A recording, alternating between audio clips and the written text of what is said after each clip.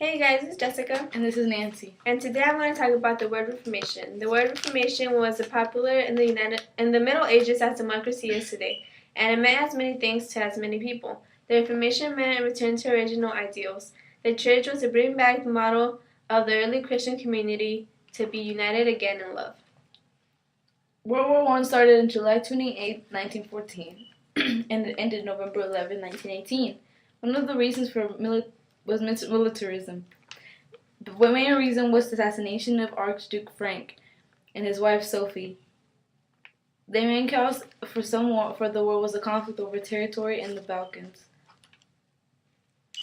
Back to the Reformation. In the 11th through the 13th century, many in Europe took up the idea of apostolic poverty and criticized the established church and called for reformation. This meant repentance and return to Christ's way of life. One of the treaties signed during the World War I, it was Versailles. World War I brought the political transformation of Germany in the United Kingdom. England became in debt with the U.S. Now back to the Reformation. Luther rarely used the word Reformation to describe the work he had undertaken. The Reformation he undertook was a reformation of doctrine rather than ethical renewal. It wasn't until the late 17th century that Reformation was used as a term to describe an era in church history. The Reformation epoch was seen as the beginning with the date of the 95 Theses, and ending with the religious peace of Augsburg, even though with this approach other reformers were ignored and downplayed.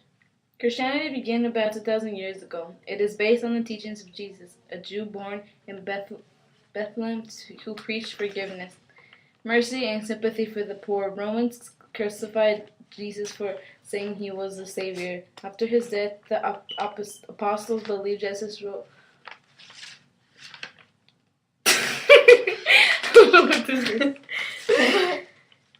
from the dead to redeem mankind. Believers believed in the promise of an afterlife in which they would be rewarded. This helped the new Christian religion spread. In the 17th and the 18th centuries, the era of Reformation was studied as a purely religious phenomenon. Leopold von Ranke popularized the term Counter-Reformation to describe the Roman Catholic reaction to the Protestant Reformations. The sacred book of Christianity consists of the Old Testament and the New Testament, which describes the life of Christ. The recent interpretations of the Reformation on the term Reformation is often modified by the adjectives majestical and radical.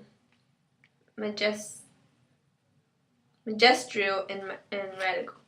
Another recent change in the scholarly approach in the Reformation has to do with the excellence of the era in view. Earlier interpreters limited the Reformation to roughly the 16th century. More recent scholarships extend the Reformation back into the Middle Ages and forward into the century.